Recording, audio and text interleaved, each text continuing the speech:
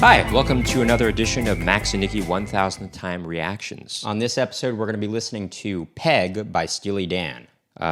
We've definitely heard this song so many times. Well, in fact, we made a little kind of funny music video to this song a few years ago. If you want to check out our channel, Max and Nikki, our other channel just called Max and Nikki, on which we perform oldies tunes, jazz standards, and originals in that vein. But we also have a lot of comedy videos, and one of them is like kind of this comedic dance video to this song Peg. So please check it out. It was I'll put the link to that video in the description below so you can check it out.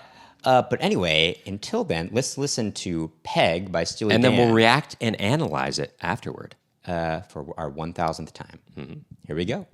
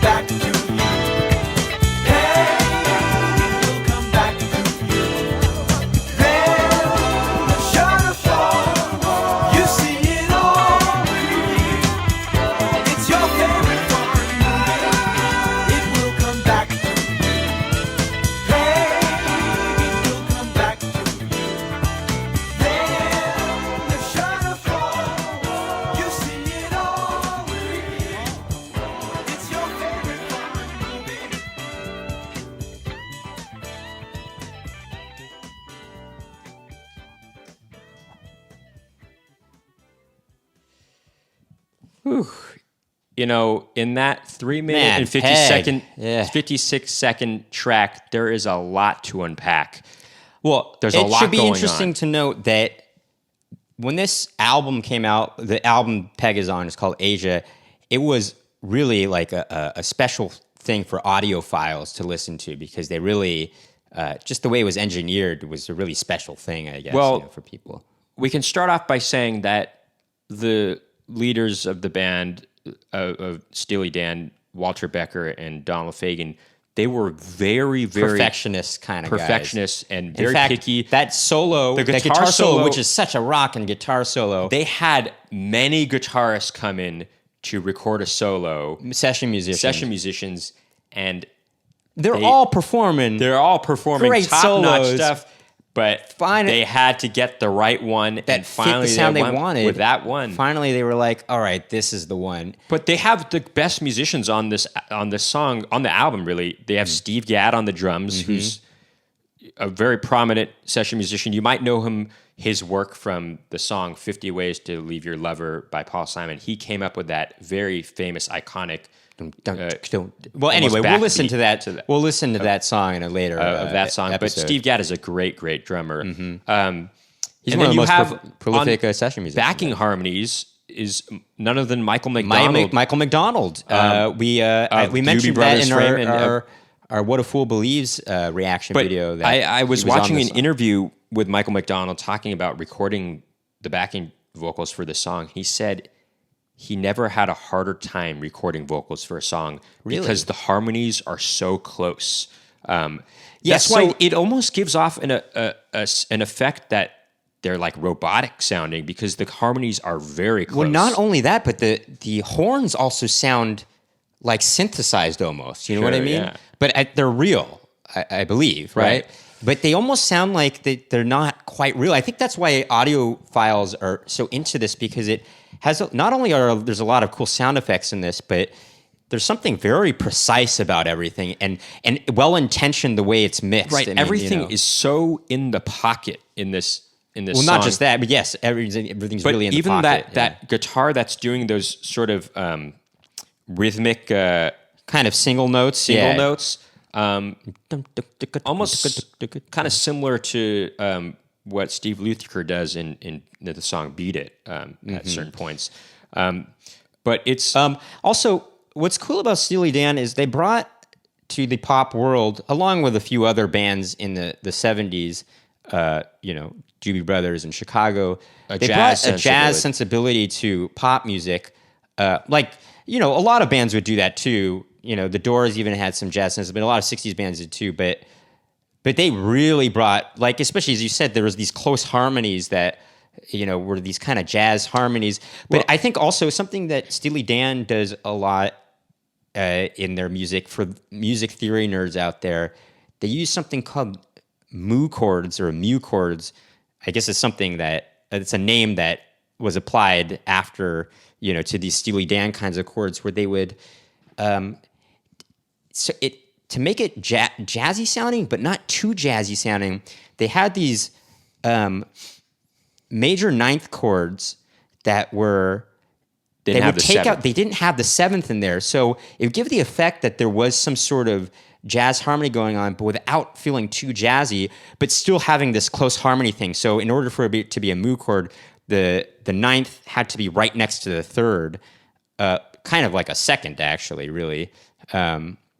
Anyway, it's interesting. But what's also interesting is I watched Donald Fagen kind of do a breakdown of the writing of this song, and it started off as a blues song, actually. Oh, really? It was a breakdown of this, not Deacon Blues you were thinking? No, it's this song. I mean, that would be a blues. And maybe. It started off as a blues song, but through the progression of him writing it, it eventually became this, and it became very far away from a blues song. Sure. But I urge you to, if you're like an audiophile like us, or even just a music theory kind of, not nerd, but file like us.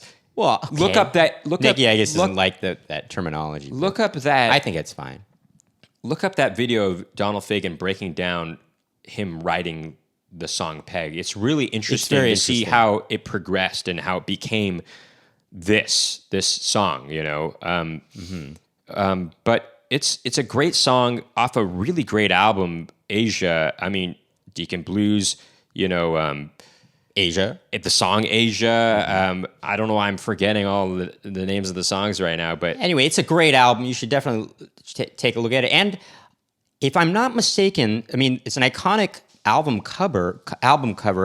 And if I'm correct, the person that designed the cover, if I'm correct, was none other than Phil Hartman of SNL fame. well, not just SNL, and but beyond. News Radio. He played Troy McClure and McClure and Lionel Hutz. and Well, sure. The Simpsons. And he's in, a Jingle All the Way, Well, obviously. he But also he's in a lot of stuff. But co-created Pee Wee's Playhouse. Rather. Sure, but he became really he's the most well-known for SNL, I think. But he was, before his career as a comedian, He designed album covers for people. yeah. And I think He did a lot of work I for think Asia. Can I check real quick? Sure, yeah, Let me go just check. He did a lot of covers for Crosby, Stills, Nash, and sometimes Young, and he also designed the iconic America's Greatest Hits album, the band America, their Greatest Hits album cover. He designed that. It's a really cool cover. If you don't know it, it's kind of like these cartoon figures of America. Very cool. Yes, I was correct. He did design the album cover to Asia. And it's a really cool design. It's a neat, it's neat. It's neat. It's Very cool. iconic. Anyway, there's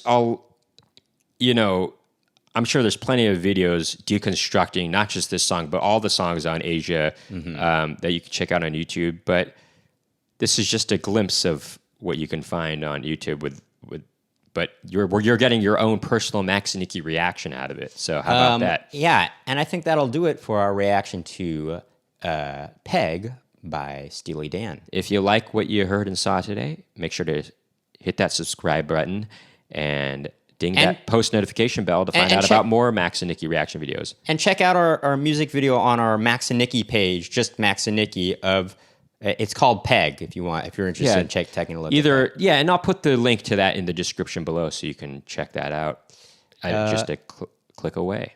Yeah, keep tuning in.